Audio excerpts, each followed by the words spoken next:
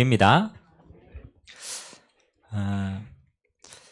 우리가 세상 역사에 보면 여러분 가장 어려울 때 영웅들이 많이 일어났어요. 우리가 잘 아는 삼국지 우리가 뭐 알잖아요. 나라가 가장 혼란스러울 때요. 그때 시대를 움직이는 중요한 영웅들이 나타나서 오히려 그 어려움이 사실은 기회가 되었습니다. 마찬가지입니다. 여러분 성경에도 영적으로 가장 힘든 시기에 하나님이요 뭘 준비했느냐라면 언약의 백성을 준비했더라고. 우리가 잘 아는 모세가 태어날 때 여러분 그 시대가 어땠습니까? 그렇죠? 이스라엘 백성들이 워낙 많이 번지니까 이 바로 왕이요 정책을 내었어요. 남자아이가 태어나면 죽이라고 얘기했어요. 왜냐하면 남자아이들은 군사가 될 수 있잖아요. 그건 나중에 대적을 일으킬 수 있단 말이에요. 그래서 다 죽이는 어려움이에요. 똑같이 여러분 예수님이 태어날 때 그 시대의 배경은 또 어땠습니까? 그렇죠. 그때도 어려운 시대예요. 마찬가지입니다. 여러분 하나님이 지금 영적으로 많은 어려운 시대에 하나님의 언약 백성인 저와 여러분들이 있게 하셨다는 것 자체는 굉장히 중요한 의미가 있다고 생각합니다. 하나님이 수많은 시대 가운데 우리를 이 시대에 두셨잖아요. 그렇다면 우연이겠습니까? 하나님께는 필연적인 이유가 있다. 그러면 우리가 어렵다라고 생각하기 전에 봐야 되죠. 하나님이 나를 왜 이 시대에 두셨을까? 그걸 보는 게 믿음입니다. 불신자는 어려운 순간에 볼 수 있는 눈이 없어요. 왜? 어려운 것밖에 안 보이니까. 거기에 대한 대책을 세우지만요. 우리는 어려울 때 대책을 세우는 게 아니에요. 여러분 어려울 때 하나님이 왜 나를 여기 두셨는가? 하나님은 왜 이 시대에 나를 부르셨는가? 더 나아가서 하나님은 나를 통하여서 무슨 응답을 주길 원하시는가? 그 응답을 찾는 사람이 쓰임받는 사람입니다. 그 사람이 지도자입니다. 똑같습니다. 오늘 느헤미야가 똑같은 시대 아닙니까? 이 이스라엘이 바벨론의 포로가 되어가지고 완전히 무너졌어요. 그 무너진 이스라엘이 이제 겨우 포로에서 이제 귀환하는 시간표예요. 근데 성벽은 무너져 있고 성문은 불탔고 늘 침입을 받고 그 어려울 때 느헤미야가 물어본 거예요. 하나님, 내가 지금 술 맡은 거 하는 장인데 하나님 나를 이 시대에 왜 세웠습니까? 하나님, 나는 지금 바사라고 하는 이 나라의 어마어마한 배경을 가지고 나는 이 자리에 있는데 하나님의 계획이 뭡니까? 그래서 느헤미야가 찾은 게 뭡니까? 하나님의 언약을 기억하는 거예요. 그렇지. 우리 이스라엘이 하나님의 말씀을 저버렸기 때문에 그래서 흩어졌구나. 그 이유를 찾은 거예요. 여러분 언제든지 그랬습니다. 여러분이 어떤 문제가 올 때 문제를 찾고 해결하는 것은 답이 아닙니다. 그 문제가 해결돼도 또 다른 문제가 온다니까요. 우리가 어떤 문제가 왔을 때 이유가 있을 거잖아요. 내가 뭐 때문에 이걸 문제라고 생각하지? 내가 이것 뭐 때문에 나는 이걸 어렵다라고 생각하지? 이유가 있을 거잖아요. 그걸 찾아야 되는 거예요. 성경에는요 하나라고 얘기합니다. 문제가 어려운 게 아니다. 네가 지금 힘든 게 아니다. 가장 깊숙하게 들어가면 내가 하나님과 함께함을 놓치고 있는 거예요. 그게 진짜 원인이에요. 내가 그 부분은 하나님을 떠나 있는 거예요. 그렇기 때문에 내가 힘든 거죠. 왜? 그 문제를 내가 지고 가니까. 그래서 느헤미야가 하나님의 절대 계획을 잡습니다. 그게 하나님, 내가 하나님의 말씀을 기억하고 내가 그 언약을 기억하고 저 이스라엘의 무너진 성벽을 쌓는 게 내 시간표다. 그게 느헤미야에게는 절대 언약이에요. 제가 그래서 1장에 얘기했잖아요. 여러분 문제가 어려운 거, 상황이 어려워서 여러분 무너지는 게 아닙니다. 하나님의 절대 언약을 못 찾으면 우리는 무너지는 거예요. 언제나 그렇습니다.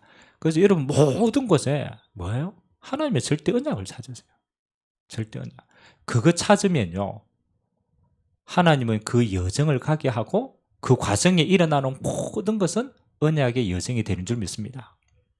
그래서 이미 결론 가지고 느헤미야는 시작을 했어요. 하나님이 응답받고 시작한 거예요. 되어질 걸 먼저 봤어요.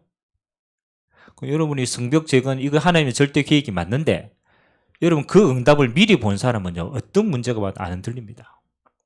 다른 말로 말하면 이건 내가 죽어도 해야 될 일이라. 그럼 죽음의 위기가 와도 괜찮은 거예요. 왜? 죽으라도 내가 해야 될 거기 때문에. 그게 확실하면 가는 거예요. 자, 오늘 이 느헤미야가 성벽 재건을 쭉 하는데요. 이제 또 다른 문제가 생긴 거예요. 어떤 문제가 생겼냐면 지금 이스라엘이 포로에서 이제 다시 우리나라로 귀환하고 있는 시간표예요. 우리 예전에 일제시대 때 그렇잖아요. 우리 일본에 끌려간 사람들 많았잖아요. 나중에 우리가 해방되니까 다시 돌아오잖아요. 자기 고향으로 다시 돌아오는. 이제 고향으로 돌아오면 발판이 있겠어요, 없겠어요? 없죠. 전쟁통에 다 무너졌는데 발판이 아무것도 없단 말이에요. 그래, 그 없는 발판에 이제 딱 세우려고 하는데 성벽 재건의 시간표가 되어가지고 그들이 힘껏 이 공사를 하는 거예요. 근데 때마침 참 흉년이 들었어. 아니, 그렇잖아요. 네가 하나님께 힘을 합쳐가지고 일을 하는데요. 흉년이 들었어. 그리고 흉년이 드니까 농사 지어가지고 드릴 게 없잖아요. 그런데 나라에서는 뭘 요구하느냐? 더 큰 세금을 요구하는 거예요. 세금 있죠. 흉년 당했죠. 그 다음에 자기들은 우리가 성벽 재건하는데 힘이 다 빠진 거예요. 그래, 우리는 있잖아요. 여러분 돈 없으면 제일 우리가 쉽게 할 수 있는 방법이 뭐예요? 먹고 살아야 되잖아요. 그럼 뭐 해야 돼요? 빌려야지. 살아남아야 되니까. 그러니까 이게 빌려야 되는데 그 당시에 이제 유대 땅에 그 예루살렘에 귀족들과 민장들이 있단 말이에요. 다시 말하면 우리가 왜 망해도 부자는 부자잖아요. 그러니까 이 부자가 이제 돈을 빌려주는 거예요. 살아남아야 되는 거. 돈을 빌려주는데 예나 지금이나 부자는요. 부자 될 수밖에 없는 이유가 있어요. 돈 조금 빌려주고 뭘 많이 취합니까? 이자 엄청나게 취하는 거. 그거 우리 옛날에 고리대금 그랬잖아요. 왜냐하면 이 사람들 이거 없으면 죽으니까 빌려줍니다. 그런데 이 사람들이 이자 갚을 힘이 없잖아요. 그럼 이제 어떻게 해야 돼요? 팔아야 돼요. 땅 팔아야 되고 집 팔아야 되고 다 팔아도 못 갚아. 그래서 마지막에 이 사람들이 어디까지 가느냐? 자녀를 노예로 팔기 시작합니다. 아니 포로로 끌려갔다가 이제 와가 자리 잡아가지고 우리 백성들이 이제 함께 하는데 힘드니까 뭐 자녀가 이제 팔려 나가는 거예요, 노예로. 그래서 이 사람들이 누구에게, 느헤미야에게 이야기한 거예요. 우리가 이렇게 어렵다. 그래서 느헤미야가 오늘 이 이야기를 듣습니다. 다 듣고 나니까 열받아요, 안 받아요? 열받죠. 그래서 오늘 그 느헤미야가 그 이후에 이 이야기들을 쭉 해나가는 겁니다. 민장과 귀족들을 다 모아놓고 이야기하는 거예요. 뭘 이야기합니까? 야, 이 하나님의 백성들이 포로대가 끌려와 이제 회복대가 우리가 이제 하나 되는 시간표인데, 야, 우리가 포로대가 하나 되는 이 시간표에 너희 때문에 이 사람들이 또 어떻게 노예로 팔려간다. 그게 있을 수 있는 일이냐?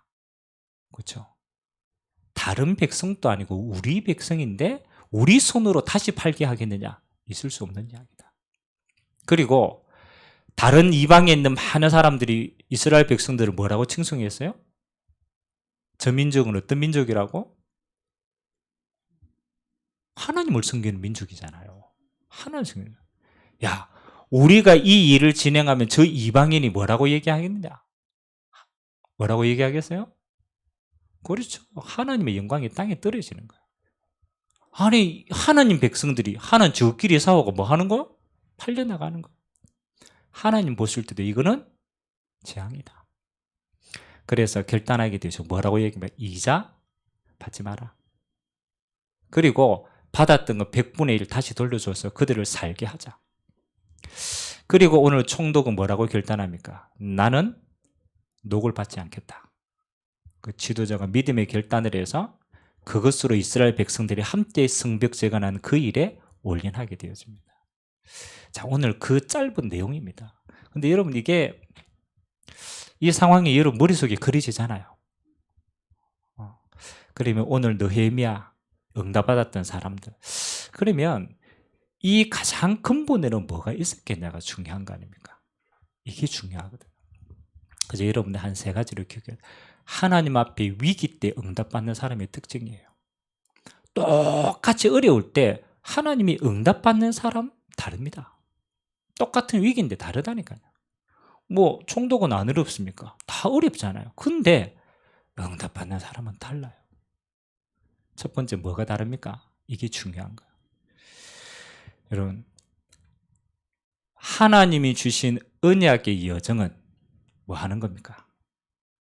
함께 가는 겁니다. 이게 다른 거예요. 여러분, 성벽을 재건하는데 한두 사람이 재건할 수 있습니까? 없어요. 하나님의 일은 뭐 하느냐? 언제나 그랬습니다. 하나님의 일은 하나님이 언약 공동체를 통하여서 그 일을 함께 하는 겁니다. 그래서요, 응답받는 사람은 뭘 응답을 받느냐? 함께 응답을 받을 그릇이 되는 거예요. 이런 불신자가 책을 하나 지었는데요. 책 제목이 지나가면서 보니까 그러더라고. 빠르게 가려면 혼자 가라.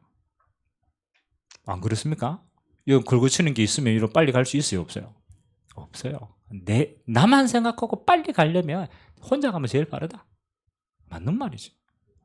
근데 조금 더 생각해봐요. 인생이 긴 여정인데 그 여정을 지속해서 멀리 가려면 어떻게 하면 되겠냐? 중요한. 멀리 가려면 함께 가야 돼요. 그래서 그 외에 올해 독하게 부자들, 자기만 알고 막 부자들 그 말로가 어떻습니까? 그렇죠. 여러분 부자 안 되신 거 축하드립니다. 안 어렵잖아.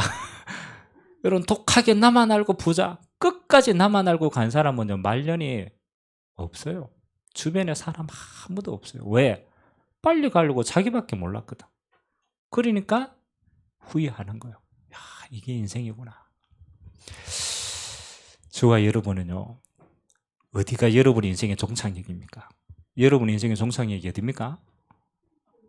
무덤입니까? 여러분 인생의 종착역이 어디예요? 하나님 나라예요. 천성입니다. 천성. 우리는 저 천성의 여정까지 어떻게 가야 돼요? 함께 가야 돼요. 여러분 그 눈으로 본다면 많은 게 달라집니다. 하나님이 나를 이 땅에 구원하셔가지고 이 땅에 하나님이 나를 이루고 영원한 하나님의 나라를 가는데 하나님이 내게 뭘 주셨다? 함께 이 여정을 갈 언약 백성을 주셨다. 저는 느헤미야가 이 눈으로 봤다고 생각합니다. 이 이스라엘 백성은 언약의 여정을 갑니다. 하나님의 뜻을 이룬 겁니까? 얼마나 소중하겠어요. 그래서 무너진 한 사람 한 사람의 사정이요, 내 사정이 되는 거예요. 어떻게 저 사람과 어떻게 함께 이 언약의 여정을 갈까라고 생각했을 때 결국은 성벽 재건 하나님의 응답대로 다 회복되었어요. 그래서 여러분 마음에 항상입니다. 언약의 여정은 함께 가는 것이다. 자, 그러면 우리가 함께 가는데 빈 곳이 있겠어요, 없겠어요? 그렇죠. 때로는 시간표가 늦은 사람도 있고 때로는 시간표가 빠른 사람도 있고 이럴 거 아닙니까? 저는 신앙생활을 하면서요, 이런 걸 조금 봤어요. 여러분 주위의 종들도 영적으로 계속 늘 이렇게 평탄하진 않을 거 아니에요. 시험 들 때도 있고 다운될 때도 있고 이런 흐름이 있잖아요. 저도 목회자로서 신앙생활을 쭉 하지만 이 굴곡이 있더라고. 표시는 안 냅니다. 믿음 떨어질까 봐. 표시는 안 내는데 속으로 내가 참 힘들 때가 있구나 이게 느끼잖아요. 근데 참 희한하죠. 제가 영적으로 조금 힘들면요, 다른 부교육자들이 영적으로 더 올라와요. 진짜로. 제가 조금 다운돼가 버티죠. 이제 버티에 그 담시간표가 오니까 버티는데요. 딱 기가 막힌 그 타이밍이에요. 늘 빌빌거리다가 그 시간표 이거 영적으로 싹 올라와서 빈 곳을 채워져요. 그러니까 나는 이 부교역자가 힘내가 탁 하니까 묻어가는 거라. 아니, 그 힘든 시간표를 어차피 지나가야 되는데 함께 가니까요. 윈이 돼요. 그래서 내가 이제 조금 이제 힘내가지고 야 그래 정상을 찾았어. 그러면 이제 요놈이 영적으로 조금 다운되는 거예요. 시간표가 기가 막혀요. 이게 함께 가는구나. 함께 가는. 여러분 그런 거 없습니까? 여러분 영적으로 조금 다운되어 있을 때 여러분 주변에 함께 가는 사람이요. 그때 또 하나님 은혜 주시는 거예요. 그래 가자. 여러분 부부도 안 그렇습니까? 내가 다 오늘은 아이고 막 몸도 찌뿌둥하고 막 힘들다 이러면 남편이 갑자기 힘내가지고 그러면 되나? 같이 가자. 같이 가라. 그게 무슨 말이냐? 하나님은 우리가 천성까지 가는데, 그렇죠? 우리가 늘 하나님 앞에 좋을 수만은 없는 거예요. 그래서 내가 다운될 때 뭐 하도록? 함께 갈 언약 백성을 붙여주시는 거예요. 자, 그럴 때 이제 여러분이 기억해야 돼요. 여러분 혹시 영적으로 다 올라가고 있습니까? 그때 뭐 기억해야 돼요? 그렇지. 그걸 봐야 되는 거예요. 이거 하나님 은혜 주실 때 그냥 은혜 주시는 법이 없어요. 내가 영적으로 다 올라갈 때, 내가 빚진 거 갚아야 되겠구나. 그때 뭘 봐야 돼요? 내가 함께 가야 될 연약한 사람들 같이 가야 돼요. 근데 똑같아요. 여러분이 영적으로 탁 떨어졌을 때 누군가는 여러분을 두고 기도했어요. 맞아요, 안 맞아요? 누군가는 은혜 받아가 전화도 하고 누군가는 은혜 받아가 같이 가기도 하고, 그래서 저와 여러분이 함께 이 자리에 있는 줄 믿습니다. 그게 언약 백성이 이 땅을 승리하는 방법이라고 저는 생각합니다. 여러분 영적으로 다운되어 있는데 여러분 불신자가 와가지고 믿음 주는 적이 있어요, 없어요? 참많아요. 불신자는요 여러분 은혜 주는 적이 없어. 뺏어가지. 불신자는요 원망하지. 절대 그럴 수 없어요. 그래서 하나님이 내가 가장 연약할 때 하나님 내 곁에 이 언약 백성이 함께 여정을 가도록 축복을 만남을 주셨다. 여러분은 올라갈 때 생각해야 되고 다운될 때 생각해야 돼요. 오늘 이스라엘 백성들이 어려울 때 느헤미야가 뭐 하는 겁니까? 그렇게 생각한 거예요. 하나님이 내게 지금까지 주신 거, 여러분 총독이면 당연히 녹을 받아야 돼요. 안 그럽니까? 그거는 권리이자 의무인 거예요. 근데 내려놨어요. 왜? 함께 가려고. 그래서 언약의 여정은 함께 가는구나. 요거 하나만 여러분 마음에 담으시면 모든 응답 다 채워줄 줄 믿습니다. 두 번째입니다. 여러분이 더 큰 눈을 열어버리면 이제 두 번째 뭐가 보이느냐? 언약 백성들이 진짜 힘을 얻으면 두 번째 눈이 열려요.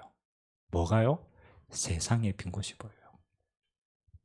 왜 또 교회가 이런 게 있잖아요. 우리가 불신자들이 교회 비방할 때 제일 많이 하는 얘기가 뭔지 압니까?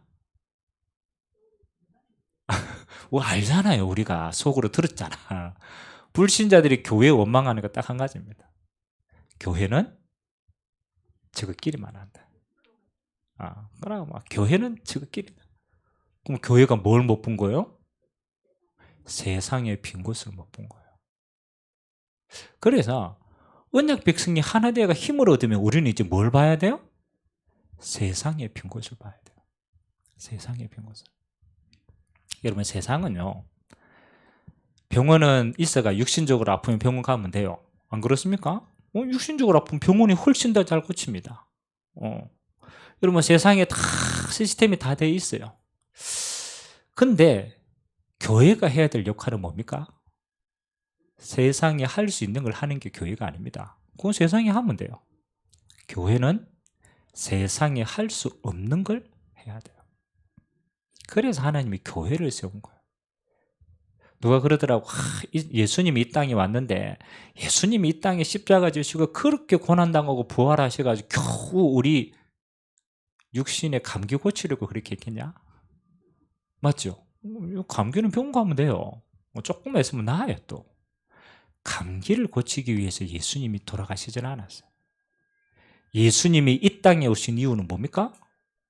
하나입니다. 이 땅에 어떤 거로도 뭐 못합니까? 영원 구원을 할 수가 없어요. 구원을 줄 수가 없는 거야.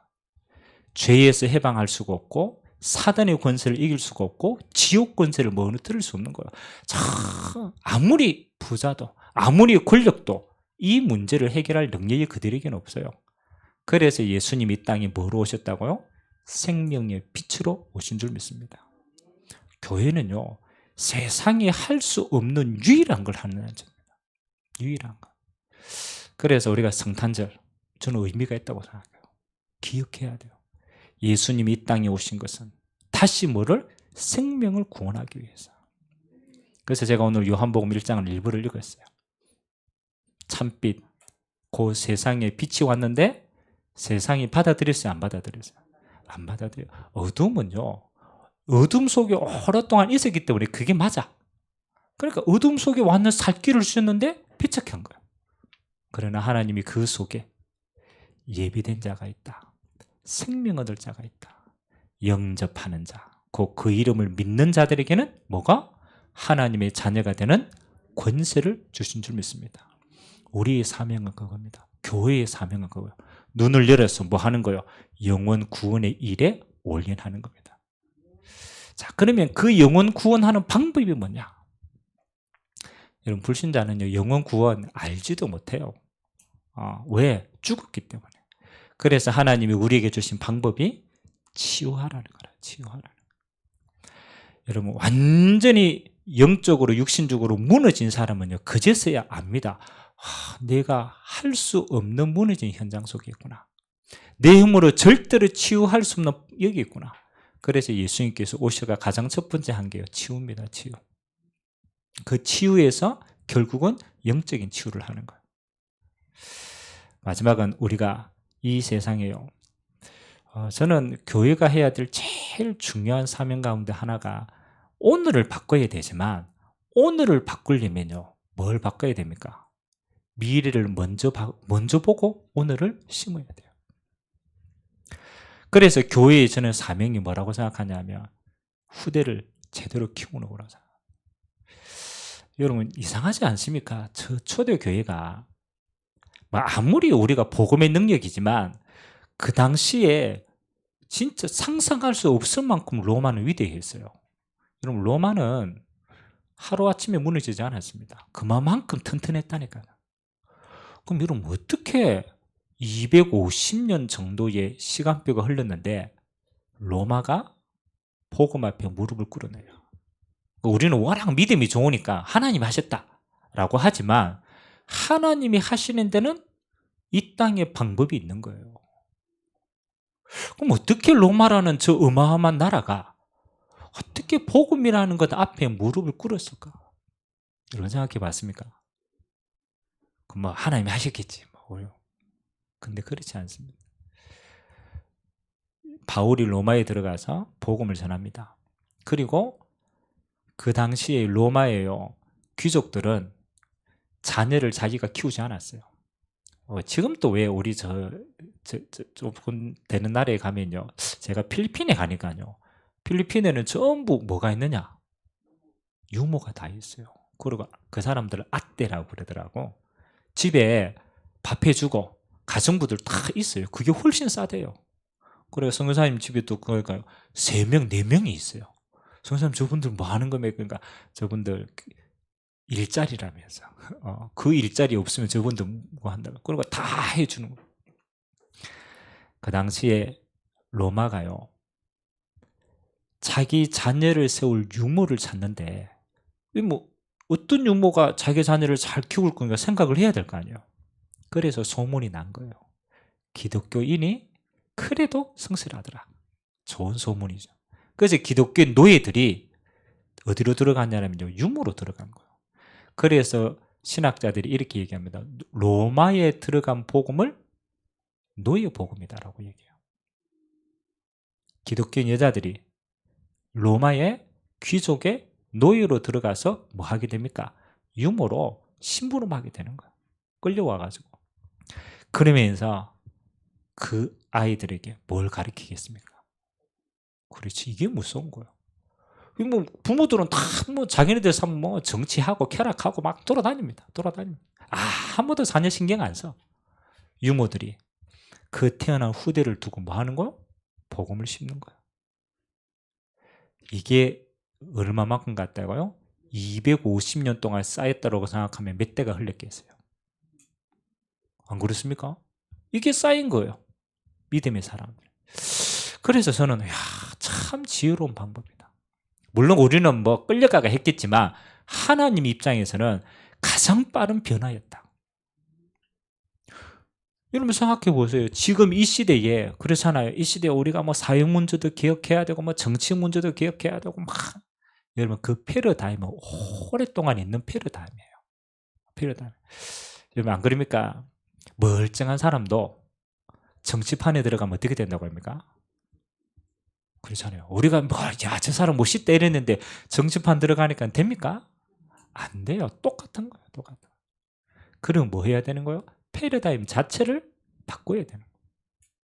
그럼 그 패러다임을 언제 바꿔야 돼요? 어떻게 바꿔야 됩니까? 이게 중요한 거예요. 그래서 어디에 성을 그렸느냐? 후대에 성을 그린 거예요.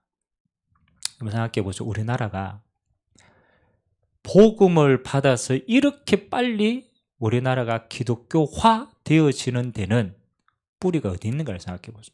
우리나라의 기독교 역사가 멀면은 한 150년 잡고요. 짧게는 120년 정도를 잡아요. 여러분 120년 전에 선교사님들이 이 땅에 와가 복음을 전했다니까요. 근데 지금 우리가 어떻습니까? 지나가는 곳마다 다 교회가 있고 지나가는 곳마다 다 그래요. 그러면 선교사님들이 들어와가 이 땅에 뭘 받겠어요? 이게 중요한 겁니다. 물론 병원을 세우고 치유사역하고 귀족들 만나서 복음 전하고 했어요. 그런데 그보다 더 중요한 게요.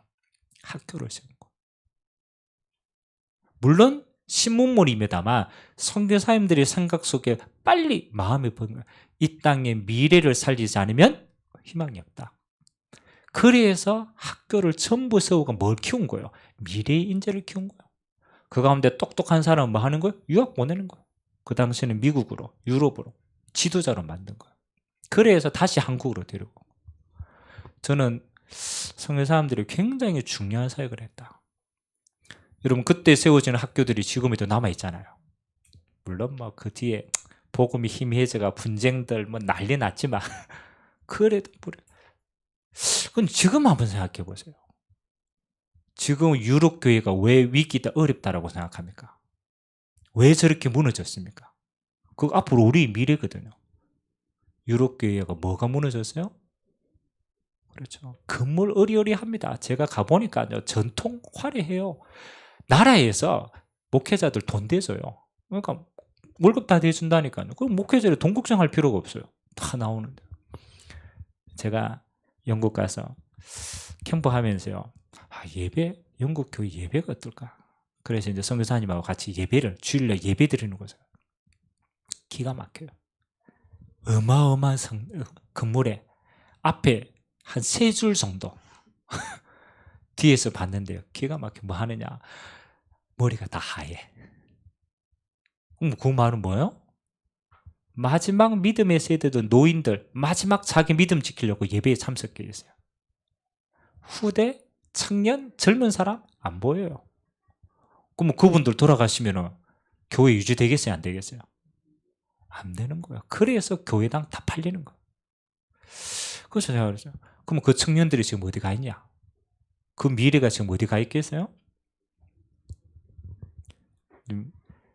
그 영국에서요. 새로운 바람이 한번 불었는데 그게 어떤 바람이냐면요. 아프리카에서 하는 미신적인 행위 있잖아요. 귀신 부르는 거. 영국 청년들이 너무 갈급해가지고 자기네들이 아프리카에서 온 미신 그거 와가지고 그거 행사한대요. 영적인 빈 곳이 있는데 이 빈 곳을 어디가 채워줄 수 있으면 교회가 못 채워주는 거예요. 복음이 답으로 안 되는 거예요. 그러니까 안 갈급한 게 아니라니까요. 갈급한데 다른 데 가서 찾는 거예요. 저는 조금 마음에 담아야 된다고 생각합니다.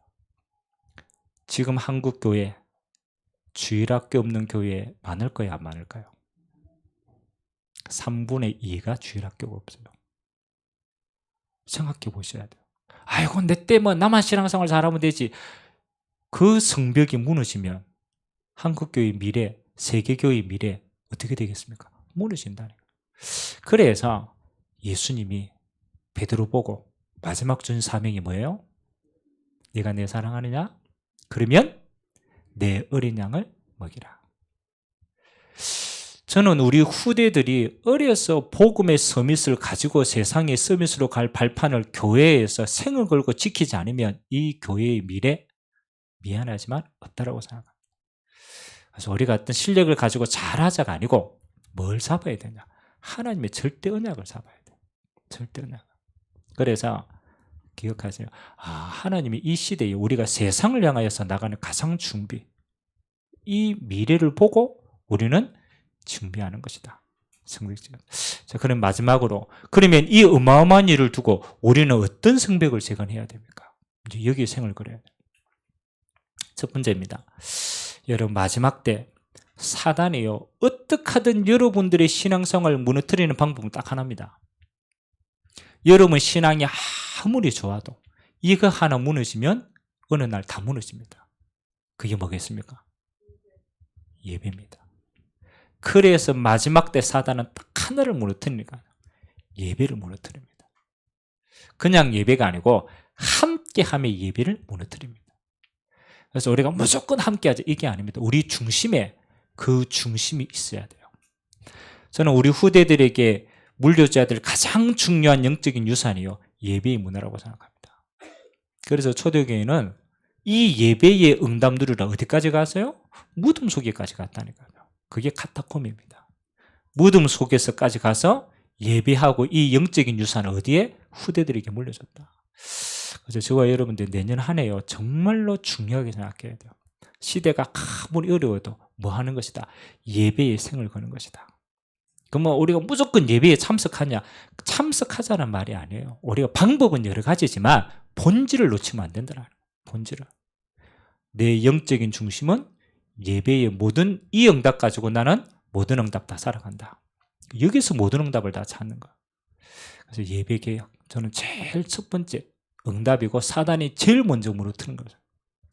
두 번째는요, 여러분 예배 응답 받고 여러분 현장 가면은 사단이요, 어떻게 하든 이거 하는 게 못하게 합니다. 다른 거 다 해도 돼. 요거만 하면. 그게 뭐인지 압니까? 여러분 현장 가가지고 막 열도 나고 막 열심히 또 하고 막 험한 거 다 하라고 합니다. 근데 딱 요거 하나는 하지 마. 뭐겠어요? 그보다 더 근본적인 거. 여러분 현장에서 다 한다니까요. 다 하는데 요거 하나가 제일 안 되는데 제일 중요해. 그게 기도의 단입니다. 희한하죠. 누가 그러더라고, 목사님 바빠서 기도할 시간이 없어. 맞잖아요. 너무 바쁘니까 기도는 패스. 그 다음 내가 해야 되니까. 근데 진짜 응답받는 사람은요, 이렇게 얘기합니다. 너무 바빠서 기도합니다. 내 삶이 너무 바쁘다라는 건 내가 중요한 걸 지금 다 놓쳤기 때문에 그런 거예요. 그래서 바쁘기 때문에 뭐 해야 돼요? 기도해야 돼요. 그래서 우선순위를 정하고 그 힘 가지고 집중해야 되는 거예요. 여러분, 기도는 여러분만 할 수 있는 유일한 축복입니다. 사실은 불신자는요, 여러분 기도회가 응답받는 그 하나님의 나라의 흐름 속에 불신자는 같이 따라오는 거예요. 불신자는 절대로 하나님의 나라를 누릴 수가 없어요. 왜? 흑암 배경이기 때문에. 그럼 하나님의 나라의 배경을 누구에게 줬습니까? 여러분에게만 줬어요. 그럼 여러분이 기도 배경 누리고 하나님의 나라를 누리는 그 자체가 전도입니다. 그래서 여러분은 어디 가든 아무것도 안 해요. 전도 열심히 안 해도 돼요. 부담 하나만 하세요. 뭐 하나? 기도의 단을 쌓아라. 그게 영적 흐름을 바꾸는 거예요. 여러분, 바울이요, 우리가 잘 알지 않습니까? 아니 바울이 그렇게 전도 열심히 하러 다녔는데 바울이요, 전도를 열심히 했다라는 기록보다 그 이전에 기도처를 찾았어요. 다른 말로 말하면 내가 하나님의 성령 인도 받는 삶이 가장 완벽한 삶인 거예요. 기도의 단을 놓치지 마라. 어디에 가든 괜찮아요. 기도 뭐 하는 거면 내가 하나님 앞에 서는 게 기도예요. 여러분 어디 가든지 내가 하나님 앞에 있다. 하나님이 나와 함께 하신다. 아멘. 이거 놓치지 마라. 여러분들 진짜 기도는요, 진짜 하면은 진짜 응답 옵니다. 마지막 세 번째는 영적인 문화를 놓치지 마라. 영적인 문화를 놓치지 마라. 여러분, 어떤 응답이든지요, 응답은 문화화되지 않으면 전달이 되지 않아요. 이게 굉장히 중요한 겁니다. 내게 지금 가장 소중한 것인데 이게 문화화되지 않으면 후대에게 전달이 안 되더라. 여러분, 길 가다가 우리가 왜 전도하다 보면 이런 사람들이 있죠. 복음 받는 사람들 가운데 나도 옛날에 교회 다녀봤다 이런 사람 많습니다. 그 물어봅니다. 언제 교회 다녀봤습니까? 이런 물어보면 저는 두 가지 얘기하더라고. 첫 번째, 여러분 성경학교 끌려가가지고 교회 다녀봤대요. 우리 옛날 여러분 성경학교 그거 진짜 큰 응답이었어요. 저도 불신자 때 그 시골 교회에서 여름 성경학교 한다고. 저는 뭣도 모르고 끌려갔네? 초등학교 때. 그때 찬양이 아직도 기억이 있어요. 여름 성경학교 갔는데요, 뭐 아무것도 모르는데 그때 찬양하고 따라하고 율동하고 했던 게 각인이 되더라고요. 두 번째, 언제 갔다고 교회? 성탄절. 성탄절날 교회 가봤다. 근데 그게 무시 못하는 거예요. 그게 각인되어 가지고 나중에 하나님께로 오는 큰 발판이 되는 거예요. 그럼 우리 여러분들은 성탄에 대한 또 중요한 문화와 기억이 있잖아요. 저도 성탄절 이러면 제가 이래봐도 예수님 역할 많이 봤습니다. 선거할 때 예수님 역할 많이 했다니까요. 근데 그게요, 제게는 각인이에요. 성탄 문화예요. 여러분, 코로나가 막 무서운데요, 코로나가 뭘 빼앗아 갔느냐, 이게 중요해요. 물론 모이지 말라, 이거는 괜찮아요. 우리가 방역을 하면 되니까. 근데 이 구실로 뭘 빼앗아 갔어요? 성탄의 문화를 빼앗아 가는 거예요. 이건 더 위험한 겁니다. 그래서 제가 그랬습니다. 시대에 맞게끔 성탄의 문화는 만들어야 된다. 그래서 제가 이제 뭐 또 집합 금지나 여러 가지 상황들이 있으니까, 그래, 올해의 성탄은 더 좋은 방향으로 응답받자. 그래서 제가 뭘 했냐면요, 우리 교육자들하고 기도하면서, 야, 올해는 온라인 가정 성탄 축제다. 온라인으로 우리의 가정이 뭐 하는 거요? 가정에서 성탄절의 축복을 회복하는 것이다. 우리가 생각만 바꾸면요, 얼마든지 문화를 만들 수 있어요. 사단은 뭐 하는 거예요? 뚝뚝뚝 다 떨어져 놓아서 뭘 방해하는 거예요? 문화를 못 만들게 해요. 그럼 여러분 교회 안 오고 여러분 온라인으로 집에서 혼자 계속 있으면 뭐 하겠어요? 뭐 그냥 메시지 듣겠죠. 기도하겠죠. 포럼 하겠죠. 미안하지만 우리 집도 그게 잘 안 돼요. 아니, 주일날 맹 메시지하고 집에 가면은 아이고야, 좀 쉬어야지, 이 생각이 문제 들지. 그래, 아들아 모여봐라, 손잡고 기도하자. 잘한대요. 근데 중요한 거는 그게 진짜 아닙니까? 안 그럽니까? 그게 진짜. 그래서 제가 가만히 기도하다가, 그래, 야, 우리가 가장 가까이 있는 가정이, 가장 가까이 있는 우리의 테두리가 무너진 상태에서 우리가 뭔가 열심히 한다? 그렇지. 그래서 올해는 가족들 뭐 또 없으면 우리 구역에서 몇 명이서 모여가지고 집에 하면 되잖아요. 집에 있는 거는 뭐 방해 안 한다며요. 그것도 방해합니까? 그렇지. 그 혼자 있기 그렇다. 그럼 뭐 몇 명 성도 부주가 같이 하세요. 전구 모으면서 성탄절 함께. 그리고 문화를 만들라. 우리 사이가 믿음이 없어도요, 12월 달 딱 되니까 지가요, 작년에 짱 박아놨던 성탄 추리 끄집어내더라고. 제가 안 시켰어요. 지가 막 끄집어내가지고 성탄 추리 만들더라고. 물론 동기는 있어. 추리 다 만들어 놓고, 아빠, 성탄절에는 이 추리 앞에 선물 상자가 있겠지? 이야, 고단수라. 그 오륜이 지가 다 치장했어요. 진짜 다 치장해가지고 물론 동기는 있지만은 못 알아. 그리고 그 집에 그거 한 개 있는 거하고 없는 거하고 분위기가 달라요. 그래서 그래, 우리 가족들이 또 우리가 함께 가정에서 하나님이 함께 하시면 축복 누리자. 그리고 여러분 가정에 초청하는 거는 안무락할 거 아닙니까? 가정에 초청하세요. 같이 식사 함께 하자. 초청하세요. 그리고 뭐 하는 거요? 온라인으로 같이. 그리고 두 번째 제가 문화를 생각했어요. 여러분 성탄 선물 여러분 받았어요? 받았죠. 임마누일인데 가장 큰 선물 받았죠. 근데 올해는 성탄적으로 선물도 못 받았어. 그래서 제가 여러분들이 올해 요즘 그런 거 안 하더라고. 맨날 카톡으로 다 보내더라고. 남은 거 받은 거 또 보내고 받은 거 또 보내더라고. 그거 말고 여러분 손으로 성탄 카드 한 해 동안에 감사한 거 적어가지고 카드, 그래 여러분 안 살까 봐 딱 어제 만들어놨어요. 수제로 만들어놨어요. 수제로 제 작품이 4개 들어가 있어요. 우리 지훈이가 탤런트가 많아. 손수 다 만들었어요. 거기에는 뭐가 있어요? 중심이 담긴 거예요. 여러분 성탄 카드 여러분 가족들하고 자기 거 말고 여러분 가족들을 위해서 적으시기 바랍니다. 적어가지고 주세요. 근데 거기엔 보너스 하나가 있어. 거기에는 행운 번호가 있어요. 그래서 제가 성탄절 우리 할 때 추첨을 할 겁니다. 버리면 안 됩니다. 그 없으면은 교환 못 합니다. 해서 적은 사람이 아니고 그 카드 받은 사람이 자기 행운 번호입니다. 그거 가지고 있다가 추첨해서 당첨되면 성탄 선물이 날아갈 겁니다. 왜 굳이 우리가 이렇게 많은 걸 연구를 하느냐? 이유는 딱 하나입니다. 우리 렘넌트와 함께할 성탄 문화를 만들어라. 요즘 나가니까요 없어.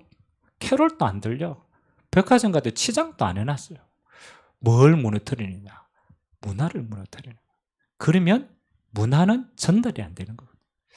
그래서 여러분들의 가정들이요 올해 어떻게 하든 하나님이 함께하는 가정 크리스마스로 여러분 응답 누리게 되게 주님의 이름으로 기도합니다.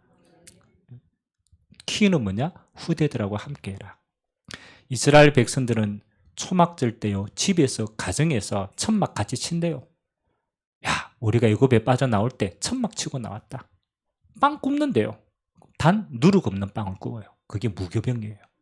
우리가 너무 급하게 나온다고 누룩 넣어가 빵 부풀릴 시간이 없었대. 누룩 없는 빵을 만들어가 딱딱한 빵을 서로 나누어 먹어요. 우리가 이렇게 해서 애굽에서 빠져나왔어. 하나님이 우리를 빠져나오게 하신 거야. 그 하나님을 기억해. 여러분 후대들이 얼마나 각인되겠어요 하면서 여러분 성탄절 추리 만들면서 각인시키기 바랍니다. 빛으로 오신 그리스도, 성육신 하신 그리스도.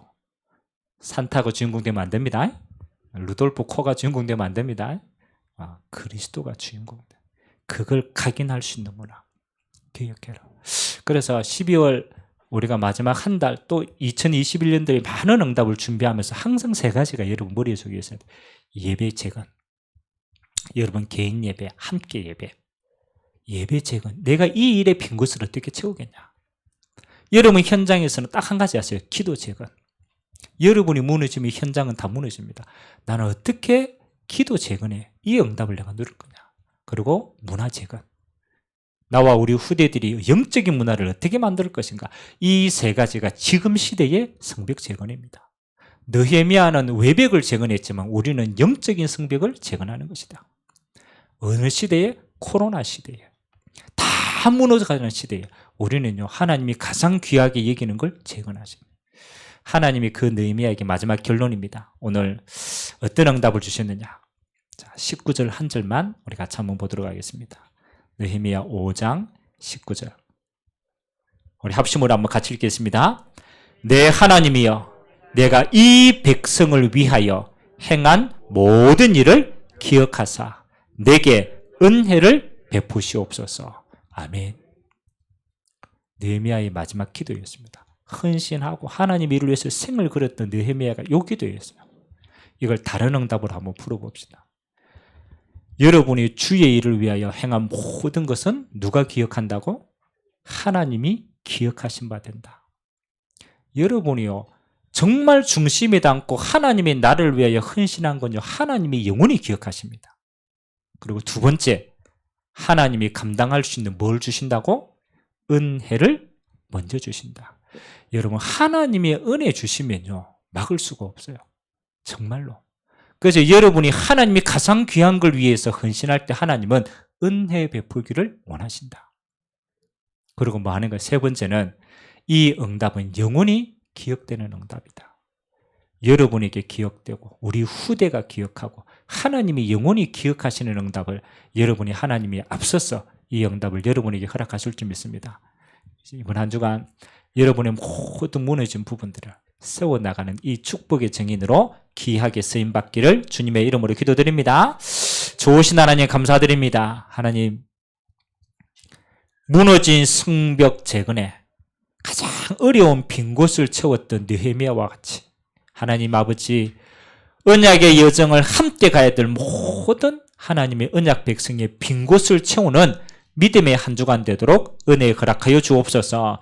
예배를 재건하는 곳에, 기도의 단을 재건하는 곳에, 영적 문화를 재건하는 곳에 하나님의 나의 헌신이 담기며 하나님이 기억하신 바 되어지고 하나님이 은혜 베푸신 바 되어지고 영원히 남는 응답이 주어지도록 이번 한 주간 모든 언약 백성의 걸음을 주님이 축복하여 주옵소서. 감사를 드리며 살아계신 예수 그리스도의 이름으로 축복하며 기도하옵나이다. 아멘.